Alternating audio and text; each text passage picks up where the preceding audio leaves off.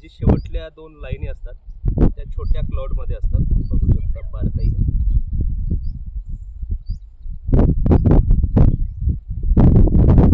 तर आपण जास्त वेळ न गमावता तिला आता रिलीज करून देऊ. बघा किती सुंदर दिसते.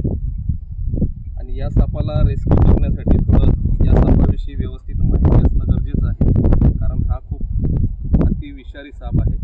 भारतातील 4 विषारी सापांपैकी एक, ज्याच्यामध्ये हिमोटॉक्सिक वेनम असते आणि खतरनाक असते.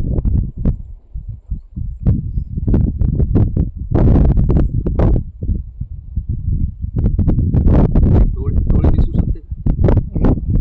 डोळ्यावर कव्हर करू शकतो.